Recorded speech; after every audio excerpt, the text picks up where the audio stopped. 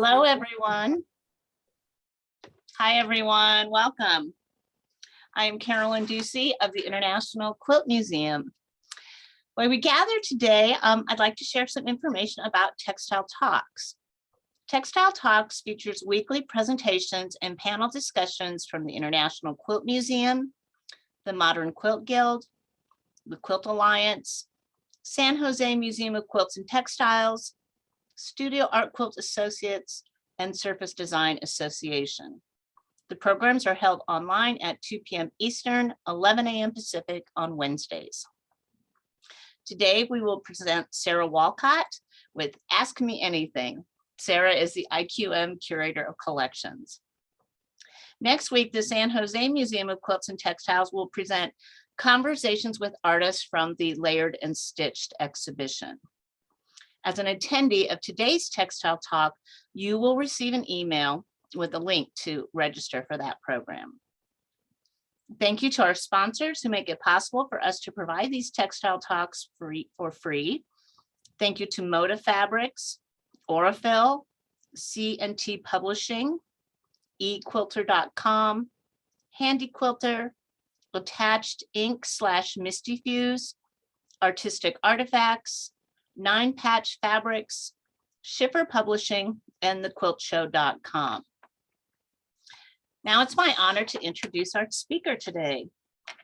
Sarah Walcott is the International Quilt Museum's Collections Manager. She holds a Bachelor of Arts in English and a Master of Arts in Textile History with a concentration in quilt studies from the University of Nebraska-Lincoln. Before joining the team full-time, she interned at the museum in collections, exhibitions, and education beginning in 2014.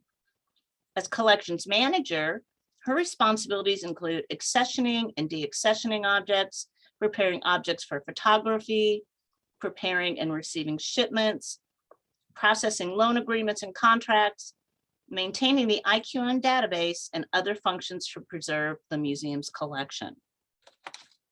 So since we're asking you to answer questions today, we hope that all of you will post questions into the Q&A function. We'll do our best to answer as many questions as we can. So with that, Sarah, welcome. Thank you, Carolyn, and thank you all for being here today. I'm going to start out with a quick overview of our processes in the museum for taking care of our collection. And then we will just open it up to questions and hopefully kind of go over some of how you can use and adapt our methods to take care of your collections at home. So everything that comes into the museum starts out in isolation, which is this room pictured here. So in this photo, Carolyn is examining this quilt that had just come in. So everything that comes in goes through this process to make sure that we don't see any evidence of insect life on it. And that's a really good idea anytime you are bringing textiles into your home, especially if you don't really know the history of them. So we seal our quilts up for 2 weeks. As you can see, there's a lot of plastic and plastic bags on those shelves. That's where everything goes. 2 weeks, you don't have to vacuum all the air out of it. You just want to press out most of it and then seal it up. And that will kill any stage of the insect life cycle of insects that might damage your textiles. The next phase for us is vacuuming. So we use museum grade variable speed vacuums on their lowest setting. And as you can see, we use plastic screens over the quilt. Those are finished with bias tape so that we avoid abrading the fibers of the quilt. But those screens just help us keep from pulling up any fibers. And if you were to do this at home, you can use a regular vacuum on its lowest setting and just you can create a screen like this with screening from the hardware store, or you can even use like pantyhose or tights over the opening of your vacuum. You'd want to just use like the hose part, obviously not a floor type vacuum. And accessioning is the next process that we go through. And basically, this is the process by which an object is brought into our collection. So it's assigned a number, we do an object survey and a condition report. The object survey, we take measurements, we note the fabrics and techniques and patterns that are used within the quilt. And it's really not a bad idea, especially if you have more than a handful of quilts in your home collection, to just keep some kind of a log like this. Just helps stay organized, and it's really good information to have, especially if your collection eventually goes to other family members who might be less knowledgeable. It's a really great resource. So this is an image of the condition reporting I mentioned. So we condition report everything that comes in, loans and acquired objects. And we're mainly just looking for anything that might affect its ability to be exhibited. But it's also just good, especially at home, if you note areas where there might be splitting of seams or holes or anything like that. And you can decide then whether you want to attempt to repair those or have those repaired, or whether you just want to be extra cautious with that quilt and make sure to try and keep any of that damage from getting worse. Our next step is photography. So this is a photo taken from, you can see at the top of the frame, there's our camera, which is in our second floor photo loft. And so we're able to shoot down and get really great high resolution images of even our really large quilts. And that's something that you can go online to our website at internationalquiltmuseum.org and search through our collections by pattern or by place or year or maker, really whatever interests you. And you can kind of check out what our collection holds. But photography is also a great idea for your home collection if you are interested in doing it. It can just kind of help you stay organized and keep things documented, a lot like doing some kind of informal object survey process can.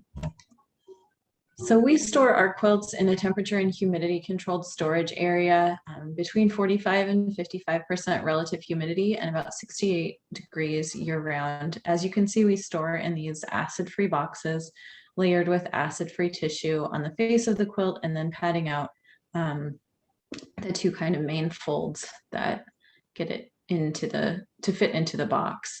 And those are products that we purchase from museum supply stores because we buy them in bulk, but you can also purchase in much smaller quantities if you're interested in storing your textiles that way at home. We do sell them in the museum gift store if you are local to us or passing through, but you can also purchase them on Amazon, at the Container Store, and several other places. And I'll have a slide at the end that has some resources for acid-free boxes and tissue. And then one more thing that we do that's super important within our collection is refolding. So here are two of our volunteers.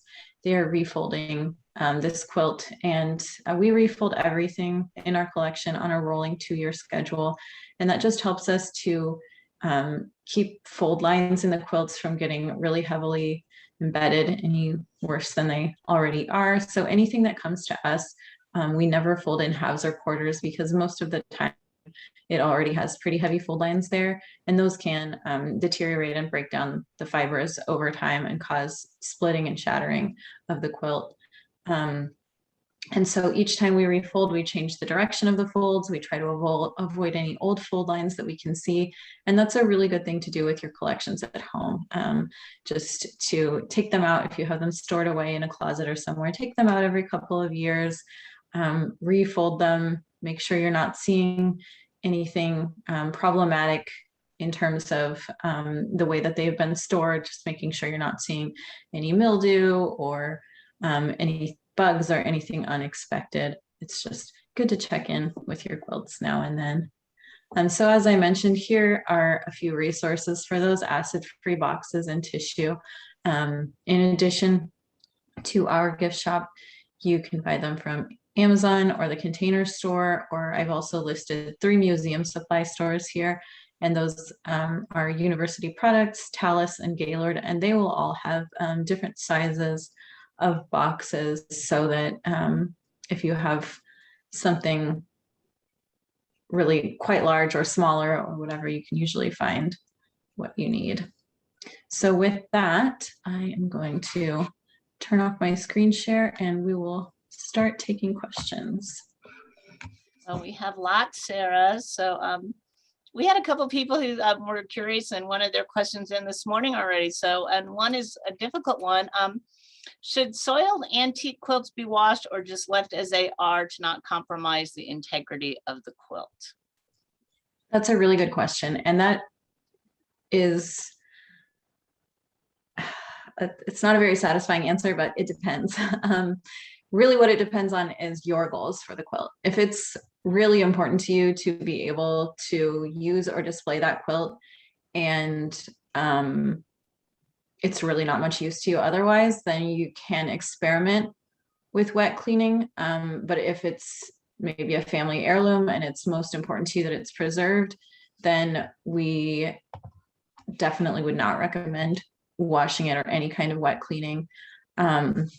I will put a link in the chat in a minute here. We do have a document on our website that kind of details a few different methods you could use for cleaning quilts at home. The only thing we can recommend is vacuuming, but there are a few other methods that you can try. One would be using distilled water in a bathtub and just letting it sit and soak. And that will often lift out a lot of stains and a lot of smells. You don't want to agitate it. You don't use any soap and you just change out the water when it gets dirty. And the main thing you want to be careful of with that is moving the quilt when it's really wet, because it will be so heavy and those fibers will be so water soaked that you just want to be really, really cautious to support the whole quilt as you're moving it. And then you can lay it out on a clean cotton sheet or something like that, and make sure you place it somewhere to dry where hopefully it's not in direct sunlight, but it won't have a chance to get mildewed while it's drying out. You know, and I just want to mention, we're talking a lot about traditional quilts. That's the bulk of our collection, but really it's the same kind of decision for your art quilts. Washing is a really risky proposition. So I would say if you're going to wash it, maybe you can experiment with your new fabrics. If you're going to see a lot of fabric loss, you probably don't want to be putting that in water. We also could send out a link to conservation sources. Sometimes we do send quilts to wash, but we don't do that very often here. We don't have that experience or the facilities to do that. So if someone wanted to have an exhibition at a museum, an individual or group, how would you do that? And would a quilt museum consider exhibiting cloth dolls in addition to quilts? That is another great question. So I guess it kind of depends on where you're wanting to exhibit. A lot of museums will look for previous exhibition experience, will look for maybe publications or other sort of establishment in the field, basically. And so also something to be aware of is that a lot of museums are probably 3 or 4 years out into the future booking exhibitions right now. And so it can be just something to keep in mind. Probably smaller organizations may be more flexible with what they're able to do. The larger the organization, the further out they're booking and the more kind of exhibition history or catalog they're going to be looking for. All right. Well, can you give our viewers any tips on photography? Because that's always a difficult thing to achieve, is a really good photo and really important. Yeah, I guess I would say if you're trying to get an overall shot, you want to get as high up as you can. It can be pretty tricky to get a shot of a quilt that doesn't end up looking kind of trapezoidal, just because it's hard to get high enough up. And so if you have like a loft or a balcony or something like that, and you can place your quilt on like a clean sheet on the ground. That's a really good way to go. And then just trying to use the highest quality camera that you're able to, so you can get a really nice high resolution. Although you can, with cell phones today, you can get a really nice photo that way too. But if you want something really high resolution that will look good in details, even zoomed way in, you definitely want to use like a DSLR. So we're getting a lot of questions about how we build the collection, and do we have a criteria list? Do we have a wish list? How do we make decisions about what quilts we acquire for the collection? Well, I will certainly let you tag up on this after I talk for a minute, but I guess there are three things that probably make the biggest determination, especially for traditional quilts that were offered. And the first at this point for us would just be how, in terms of our collection, does it represent something that we don't currently have represented, which is starting to be pretty uncommon, especially with 19th and 20th century European and American traditional quilts. So then also the next thing we would look at is condition. A lot of what we see in donation offers are quilts that we probably wouldn't be able to exhibit simply based on their condition. And so that's a big one. And then also provenance. What do we know about who made it, why it was made, who has owned it, all that kind of stuff. The more of a backstory, a definite backstory that a quilt has, the more solidly we can place it within quilt history, and therefore the more valuable it is to us. Not to say we never take quilts with unknown makers. Obviously we have a lot, but especially at this point, provenance is a really big one for us. And then Carol and I would happily turn over more modern type quilts to you. Yeah, Sarah and I are a kind of a pair here at the museum. We both work with acquisitions, and so Sarah's really learning how to handle the traditional questions. The art quilts are a whole different ballgame. We have a couple of different committees. We rely on those individuals to be out and about seeing quilts. We meet with them. They discuss artists that they found interesting or someone we should watch. And we put them on a constantly growing and changing list. And then we try to work from that list and prioritize quilts. So I would say one of the most important things that you can do is to get your quilts out and exhibited. I know that's a challenge for some people because they feel like, they haven't been able to break into that. I would say I'm not just a member of the International Quilt Museum, but I'm also on SAQA's board, Studio Art Quilt Associates. And I would say take advantage of the mentor program that SAQA offers. If you feel like you're not seeing your work make exhibitions, really delve into some of that intense work that I think is really going to help you learn to just see your quilts in a different way. You're going to get some great advice. So I would say really working on getting your quilts out and in exhibitions is by far the most valuable thing you can do to get quilts in a museum. And then we generally will seek out the artists that we are interested in adding to the collection. So another question that a lot of people are asking us, Sarah, is really what's the best way to store the quilts? Is folded better than rolled? Is rolling a better option? And if obviously we do roll quilts, how best to do that? Okay, well, I'll go through kind of the best ways and then the most practical ways, I guess. So the very best way would be to be able to store your quilts flat. So if you have like a spare bedroom and you can keep the blinds drawn and so that it's not getting light, and just, you can stack them, that's fine. And if they're just laid out on a bed, so they really eliminates the possibility of fold lines. And if you're able to block light out with blackout blinds or something like that, light really is the thing that will damage your quilts the most.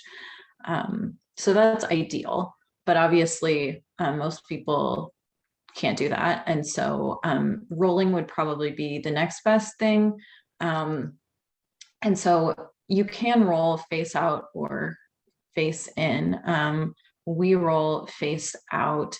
And so we use acid-free like cardboard rolls. We wrap those in acid-free tissue and then roll the quilt and then roll a clean, unused white 100% cotton bed sheet around it.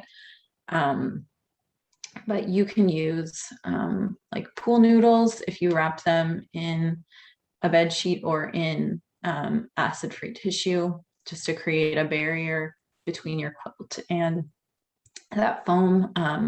Those work fine. We use those for shipping sometimes. The larger your roll is, probably the better, just because that's fewer times that the quilt has to be wrapped around itself. But again, it's kind of a space issue.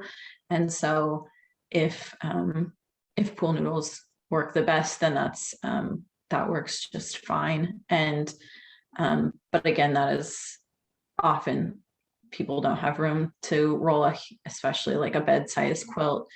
And so in that case, folded is fine. It's how we store the majority of our collection for exactly that reason. It's just not practical with the number of quilts that we have to have everything flat or rolled. And so with that, again, people have different folding methods.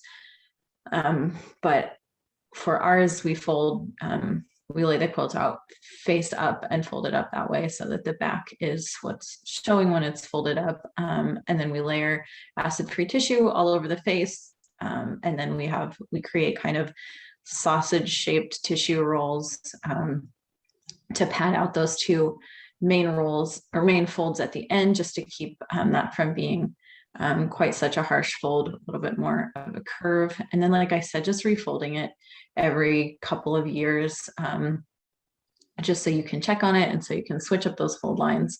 And then you really want to avoid attics and basements. Just your quilts are comfortable where you are, essentially. So avoid places in your house that can be really hot or really cold, really damp or really dry, because all of those fluctuations are really hard on the fibers of the quilt. So like a main floor bedroom closet is a really good place to store your quilts. And if you are going to store in something like a cedar chest, you just want to be very careful to make sure that you have a barrier in between your quilt and the chest, such as I would even say a couple layers probably of muslin or bed sheet, just so that those oils from the wood don't leach into your quilt. Yeah, we get a lot of people that ask us about cedar chests, and they're really best for insects, but they still do provide a space that, you can put your quilts in, but the oil in the wood can be really damaging, so you need to be really careful. What about plastic for storage? I know there are some plastics that are usable. Yeah, so you really do want to avoid most plastic, but new, clean, high density polyethylene and high density polypropylene are safe. So you can use those to store your quilts in. And so you just want to be really careful. You like just your average Rubbermaid tub or whatever is definitely not something that you want. So if you're familiar with the little symbols that are on the bottom of plastic, anything plastic really, you want to look for the number 2 symbol for high density polyethylene or the number 5 symbol for high density polypropylene. And those are both safe to store your quilts. I would say you'd probably want to change them out every 10 years or so, but they do not leach out chemicals the same way that a lot of other plastics do. And I would say, just in my experience at home, is I would bring those home and air them out a little while. Don't put things in right away, because when they're brand new, they sometimes have kind of they tend to off gas some. So I'd put them out. I wouldn't seal them tightly until you've had a little time to kind of let them dry out. And that might be a couple months even, because otherwise.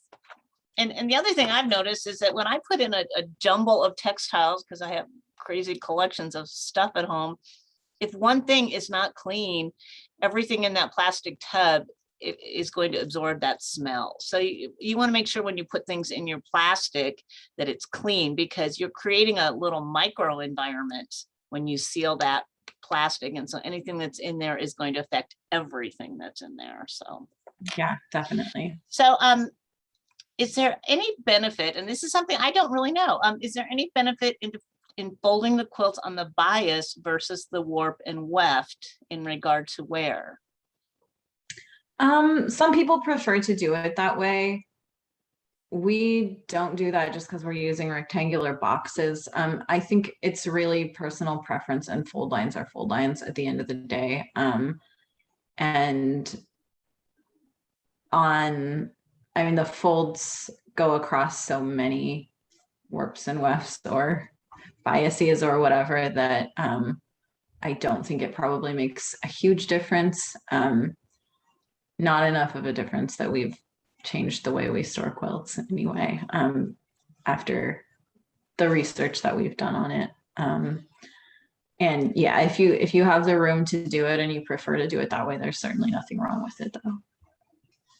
Yeah, and I think as we've learned, I always tell people to kind of think of their textiles as living, breathing things, because it's really not about how they're folded necessarily as much as how often you are checking and refolding.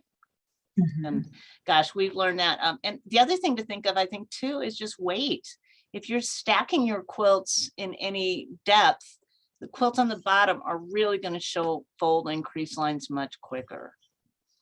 So things like that, you know, you just don't want to leave textiles, because if you find a problem early, then you can resolve it. But for example, if you had some just mildew developing, by the time, if you let it go too long, by the time you find it, it's going to be a problem that is going to affect that entire piece. I mean, you can't enjoy it. So Definitely. So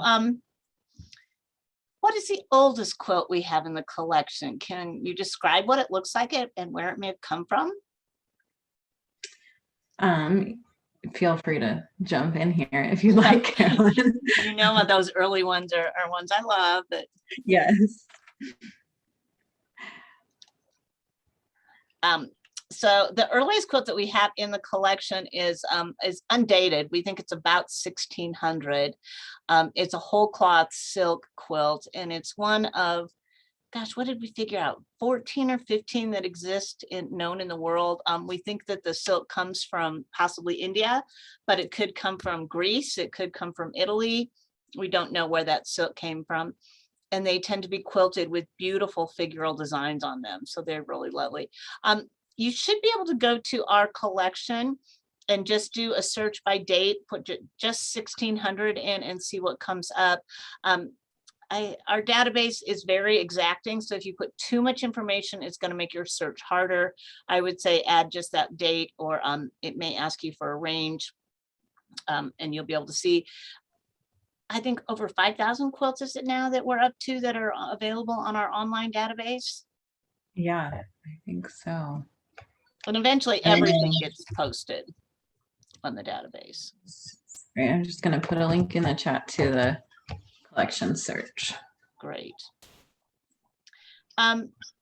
So how many quilts do we have in the collection, Sarah? Now, have you done a recent count? Because it just changed recently. Gosh. I am not 100%. It changes literally by the day. So it does. I can't give you an exact number at this moment. But I think, what are we at now? Like, I want to say like 6,600. That's what I was thinking. 66 to 6,800, I think, is about where we are on quilts, and then about another 1,500 to 2,000 quilt related objects. So things like sewing machines, doll beds, batting samples, got a spinning wheel, a couple of beds, all kinds of stuff, clothing. So, Sarah, since we're talking about care, tell them about our recent experience with the freezer truck in the back parking lot. Well, we very recently acquired the Infinite Variety Red and White collection from Joanna Rose, which was an incredibly generous gift from the Rose family. And so as you could maybe tell from that photo I showed of isolation, it's not a very large room. Definitely not large enough to seal up 650 some quilts at once. And so, sorry, I just saw the chat and it made me laugh. We're screaming too, Joan. So, Yes, we are. So we had to get creative. And so one way, and this is good to know at home also, one way that you can more quickly deal with the possibility of insect life on your quilts is to freeze them. Home freezers, you want to leave it for probably at least a week to 10 days, but we were able to rent a refrigerated trailer. So that was delivered.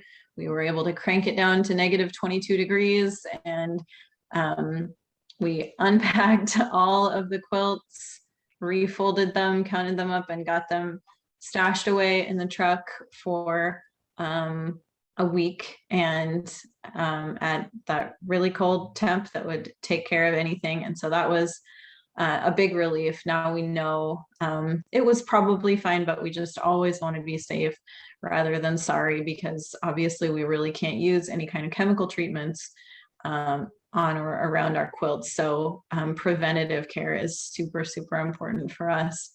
And then in terms of at-home use, like I mentioned, you can put your quilts in the freezer at home.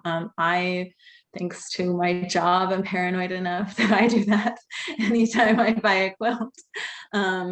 So just, I usually leave it, yeah, for like a week to 10 days. And then you just want to make sure that it's able to come up to room temperature slowly so that you don't damage any of those fibers. But it's, people sometimes worry that it would damage the quilt, but as long as you're gentle with it, it really doesn't. It certainly does far less damage than insects would. Yeah, and that's just something we do with every quilt, but when we had such a large group come in, there was just no place in the museum to give them the time they need in isolation. So the freezer truck was a great idea and really simplified things for us. Here's an interesting question, Sarah. Can you house new fabric quilts alongside antique fabric quilts? You can, but I would want to use some kind of buffer in between them, like tissue or a sheet. And I would say that no matter what, even if you're storing, like even if you want to stack several quilts on a bed, several old quilts, I would say just throw a clean cotton bed sheet in between. And that way, if there's any dye transfer or any transfer of any kind of staining, then hopefully that will be absorbed by the sheet rather than by the other quilt. And it can also just help keep the fibers from abrading each other, especially if one of your quilts is in more fragile condition. So I lost my train of thought because I'm going through all these great questions. Somebody mentioned that they're using cotton pillowcases for their quilts, and that's a good option. I would just say that for a larger quilt, a cotton sheet might just be easier to wrap around it, because sometimes those cotton pillowcases are a little bit small, but they're great for small quilts. But really, anytime, as long as you're using 100% cotton, do you feel like that's a good barrier? I do, and we use white or muslin just in case there's any kind of dye transfer. And with the pillowcases, I would just say, yeah, you just want to make sure that there's room for the quilt to breathe in there, because I think we've had donations come in that were put in pillowcases, but they were kind of jammed in there. And so it really does put some pretty hard fold lines in there. And a lot of the time the corners tend to kind of get crumpled and then they kind of stay that way. And so just making sure, like you said, a lot of the time folding it into a sheet doesn't take up that much more room, and it can really let that quilt be more relaxed. So, do we have to change our boxes? How safe are they for the long term? That's another great question. Even acid-free boxes and tissue will eventually turn acidic. And so we have found so far that our boxes haven't turned yet, but some of our tissue has had to be replaced. So you can buy, like on Amazon, something called a pH pen. It looks a lot like a Sharpie, and you can mark your tissue or your box with it just in a corner. And if it stays, it's a purple pen. If it stays purple, then you're good. It's still acid free. If it turns yellow, then you know that whatever you've tested has turned acidic and needs to be replaced. Yeah, lot depends on how you're storing your boxes, I think. And since we are able to keep our ideal temperature and humidity, our boxes are lasting longer, probably. Yeah, that does make a big difference. Since we're on the issue of acid free, somebody asked, are all white tissue papers acid free? Does it have to state that? You definitely want something that states acid free archival quality. Not all white tissue papers are acid free. You can buy them a lot of places, like I mentioned, but you do definitely want to make sure that you're buying something that is sold as acid free. How about dry cleaning, Sarah? What's the latest on dry cleaning? Because that's always a question we get asked. We would definitely recommend against it. There's just so many chemicals being added to your quilt with dry cleaning, and there's no way to know whether they're going to start some kind of reaction in your quilt that then you can't stop. And you might not know it immediately, but it might ultimately cause your quilt to fall apart or otherwise sustain severe damage. So we don't ever recommend dry cleaning. So if someone did, we have Georgia Stevens says she has an extensive collection of Chinese Mao Festival and daily wear jackets and skirts, and she wants to donate them to an organization. So what would she need to do? What would you recommend she do to get that process started? I would say I would start by researching museums that have a collection that might, in like a costume collection or a Mao collection or something like that, where those would almost certainly fit within their collecting mission, and then try to get some good photographs, good, well-lit overall photographs of the pieces, and then some good detail shots, and then just gather together the information, whatever information you have, where you bought them, what you know about them, what you know about dates and that kind of stuff. And then just put that together into an email. And then most museums have a place on their website where you can contact a curator or where you can submit a donation through a donation form. And then I would say the biggest thing is probably just patience. Museums are chronically understaffed when it comes to dealing with donation volumes. And so I think people sometimes get frustrated with the length of the process, but when it needs to go through an acquisitions committee and curators, and there's voting involved before determinations are made, it can take a little while before you hear back. So just try to be patient, I guess. We don't move really fast. I think people are surprised by the volume of donation offers we get, though. And with COVID and people being at home, our numbers have gone way up. So we are, I don't know, the last 2 weeks, I would say we've been inundated with donations, which is a lovely problem to have, but it does mean patience because we have a lot, and we kind of have to do a little research. It's not like we just always know whether that's something that fits within the collection. So it takes us a little time to kind of analyze what we're seeing and whether it's something we need or not. It does. And we also try, because we are not able to take the vast majority of donations that were offered, we do make sure that we give people alternatives. And so trying to figure out what the best alternative for someone is, whether that's a museum local to them or their quilt, or whether that's a more specific textile or quilt museum that's collecting the type of quilt they offered us. We do try to make sure we give people options. And if you, we had one question with someone working for the Quilters Hall of Fame, you're sure welcome to reach out to us and say, you know, we are looking for this type of quilt, and we'll put you on our list. We try to get have a complete list of people that might be interested in other collections that we cannot take. So we'd be happy to do that. Sarah, I just wanted to mention, and we've got a couple questions here about papers that come with quilts or with paper collections. And we do accept those. That's another big part of our collection that I don't know that people are very aware of. It just happens. My sister is the University of Nebraska archivist. So we've worked very closely since we were founded to acquire collections of paperwork and ephemera. So if you want to contact me, maybe we could put my email address in the chat. And if you have a paper collection, I can put you in contact with archives. If papers come in related to quilts, which was another question, we tend to scan them and keep a scanned copy here, but all original documents go to our archives. We're both part of the University of Nebraska, and they have a system for managing papers, and it's a closed stacks situation, so you can use our archives, but they have to be used at the site so nothing goes missing. And some of our most precious books go to archives so that they don't get lost. So we do have a process for papers as well, and we're happy to talk to you more about that.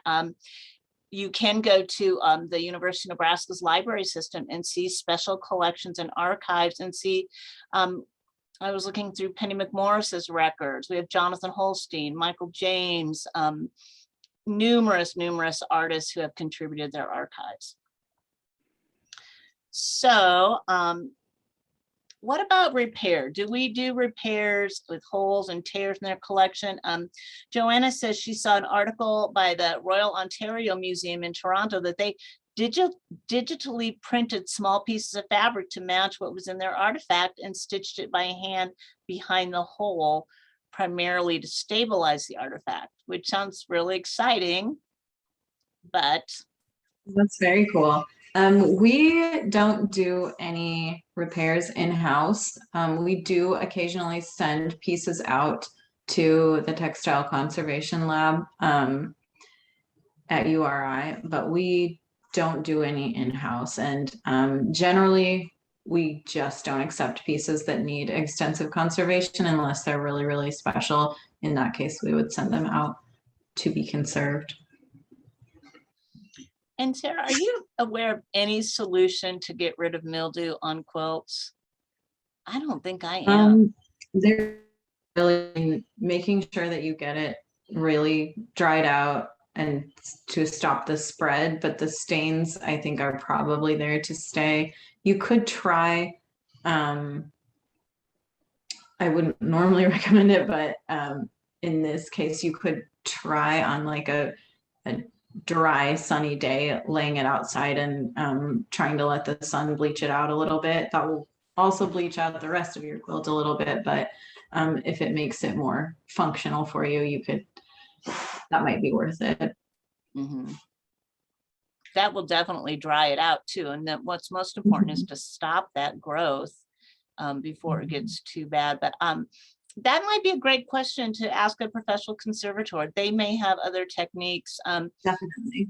But I would also, I would encourage people, if they are talking to a conservator and they are online, you can find them. I would say, I would hope that they would start with a very non-invasive tack first, not just jump into using different chemicals and things, because that's just so problematic. If any of that chemical gets left in the quilt, if it's not completely rinsed out, we've seen situations where those fibers will eventually really become bleached or stained just because of the chemical that was in the quilt. And so it kind of, especially if this is something you're thinking long term that you're saving as an heirloom, I would take a very, very measured approach first.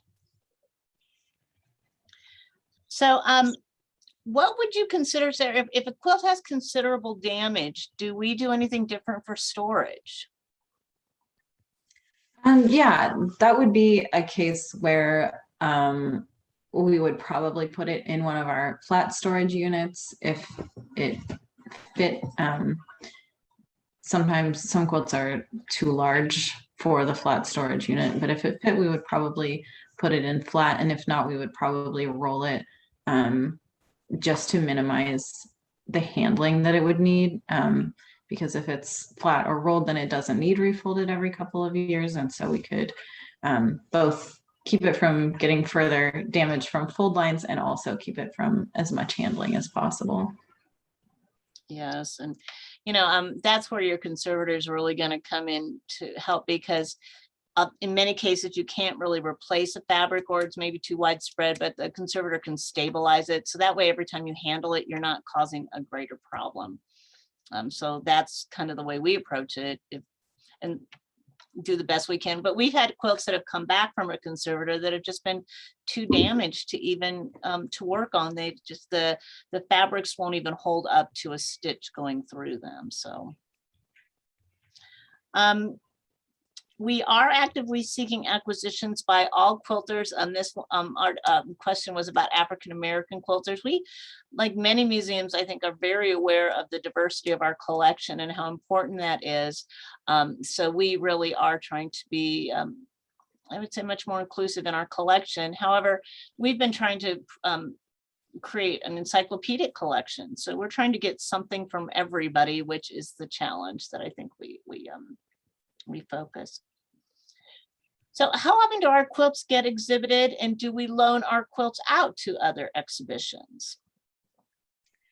It really depends on the quilt in terms of how often it gets exhibited. In order to preserve our quilts as long as we can, we only exhibit for one cumulative year out of every decade. So we keep track of that in our database, exactly how long it's been on exhibition. And the reason for that is just the inevitable damage that's sustained even at low levels of light. So I guess the maximum would be one cumulative year out of every decade. And then beyond that, it really depends on the condition of the quilt, the style of the quilt, whether it fits into an exhibition, what exhibitions we have upcoming. And we do loan out our quilts quite often. We loan to other museums. We're able to loan our education collection out with fewer restrictions on light and security. And so we loan that out frequently to smaller museums, guilds, libraries, churches, things like that. Yeah, we have a pretty active in and out with different quilts, that's for sure. Sarah, I'm not familiar with this company. Have you heard anything about Green Earth dry cleaning? And if that's something that could be recommended? I have heard of it.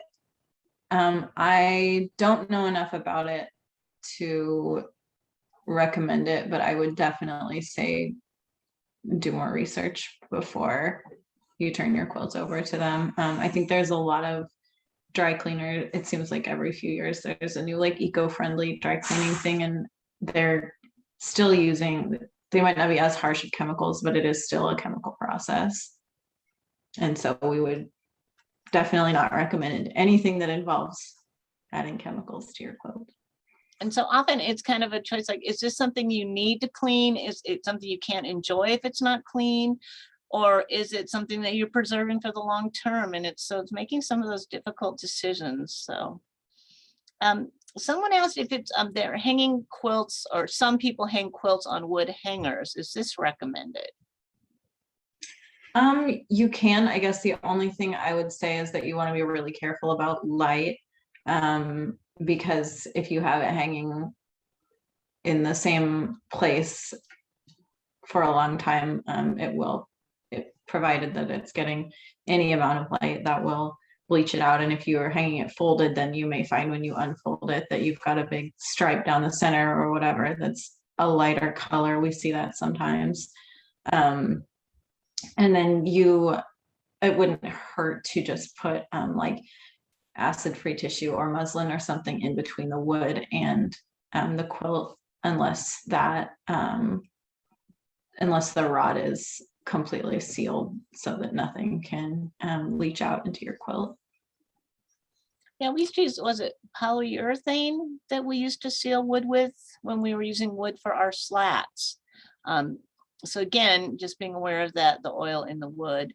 I would say hanging too is probably stressful on the, if you're not, just like we say refold often, you want to refold on that hanger often, because again, you're going to have that gravity pull.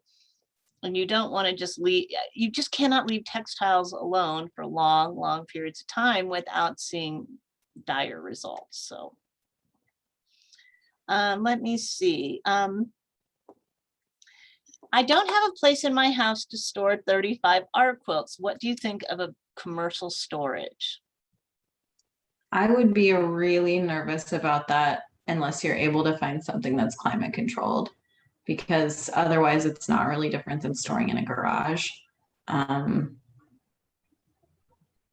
not sure if that's something that exists commercially, whether you can rent out climate controlled spaces, but I would imagine that it is, but I definitely wouldn't go with just a standard storage unit, because it really will be uninsulated and really just at the whims of the weather, which is not what you want for your quilts. Yeah, there probably are units, but they're probably so expensive to, if you're trying to get temperature and humidity control. But you mentioned clothing in the collection. Can you talk a little bit about what that includes? Yeah, a lot of our clothing is part of our international collection. So there are many parts of the world that have have a quilt tradition or a patchwork tradition that is not necessarily what we think of as American traditional, but is nonetheless a really important piece of quilt history and quilt culture. Things like baby carriers. We have like patchwork skirts, kimonos, children's clothing like quilted jackets, that kind of stuff. Carolyn, I know I'm forgetting stuff. Well, we found quilted clothing is something that historically was made from a lot of different countries. But we even have we have a World War II V for Victory jacket that was patchwork. So we have them from all over the world, and it's a great tradition to collect. I'm actually kind of excited because there's a lot of that in the world today. So we're thinking about that for the collection too. So this is a tough question. How many quilts in the collection were made by unidentified quilters? Is anonymous the exception or the rule? I would say definitely the rule. And a lot of the reason for that, and I hope everybody listening who makes quilts listens to this part, a lot of that is because people didn't sign their quilts. And so we just have no way of knowing. Not even, initials. So if you make quilts, put a label on the back, put your name on it, put when you made it, put why you made it, who you made it for, what the title is. All of that information is so valuable, not just to you and your family members, but in terms of situating every quilt within kind of larger quilt movements and quilt history overall. So we don't know and have no way really of finding out who made the majority of the quilts in our collection. We can often narrow it down quite a bit, but not to a specific person, more often to a time and place. Right. And we had a question about our online database, and I don't think that we actually put anything in for an anonymous maker. The exception is the quilts that we have makers' names for, but if you flip through our collection, you're going to see that the bulk of them are the bulk of traditional quilts are quilts we do not know the makers on. So I don't think we have a number, but I'm sure it's well over half of our traditional collection, if not three-quarters of them. Yeah, I think probably so. It's definitely exceptional when we have a known maker. Yeah, and it is definitely something we look for when we add to the collection, because that's Absolutely. such a benchmark then for the collection. Mm-hmm. So there's two questions here on fusibles in quilt making. some of you may remember that in the past, our earlier director, Patricia Cruz, did a study on fusibles and for the most part recommended against using them. I don't know that there's been any other current research done on fusibles, but I still would say that in my personal experience, having used them on art projects, small quilts, quilts that I never washed, but that I did have out and exposed to light, that the fusible became very, very stiff. It left a yellow shadow on the fabric. In fact, I brought a small piece in that I made just as an example of that. Again, if it's a chemical process and you're ironing it into and heating it, it's a glue. And a glue is something that you're going to see change over the long term. So it's not something, if you want your piece to last as long as possible, then it's not something I would advise to use. It's just going to be problematic over time. So let me just, I'm sorry, Sarah, go ahead. Oh, I couldn't have said it better. And I did put the link to that study from Pat Cruz into the chat if anybody's interested in reading that and just having a little bit more information on those various adhesives. Well, how about if we just try to do a couple quick answers here? We're down to our last couple minutes, Sarah. Do we accept quilt tops if they're interesting? It depends, but I would say very rarely, just because they're so hard for us to be able to exhibit. We can't hang them very easily. It's very difficult to put a sleeve on just a top. And then they just don't lay very well when they're hanging. And so possible, but unlikely, I would say. Do we have collections of quilts made by single makers, or do we try to avoid that? We do have small collections of quilts made by single makers. We definitely try to collect from, if we're collecting from a single maker, we would definitely want to be representational rather than comprehensive of their career. But there are a lot of amazing quilt artists that have done incredible things throughout long careers. And so we are happy to include those in our collection. And this is a great one for finishing up, Sarah. Are there any quilts that just aren't worth keeping? Is cutting them up acceptable? Well, that's really putting you on the spot there. There are definitely quilts that are not worth keeping, and I think that's okay. Quilts are supposed to be functional in some capacity or another, and if they are not functional, then I mean, you can give them one last life by donating them to the Humane Society if they are just in tatters. And if you have a family quilt that's important to you that is in really bad shape, it's not a bad idea to extend its life and its function by maybe cutting out a block that is still in okay shape and framing that so that it is something you can keep without having a textile object that's just falling apart. And whatever way you can sort of find to maintain the life of that quilt as long as it's meaningful to you without it being a burden on you, I think is perfectly reasonable. I think that's an excellent answer, and it's a question we grapple with a lot. Well, gosh, Sarah, we're out of time. Thank you so much. Yeah, thank you all. Great questions. Wow, such great questions. I'm really impressed with our audience today and the breadth of all their interests. We are happy to take other questions if you have something that you need. Our info at International Quilt Museum was posted in the chat, so you can contact us that way. I want to take this chance to thank our sponsors again: Moda Fabrics, Aurifil, C&T Publishing, equilter.com, Handy Quilter, Attached Ink / Misty Fuse, Artistic Artifacts, 9 Patch Fabrics, Schiffer Publishing, and thequiltshow.com.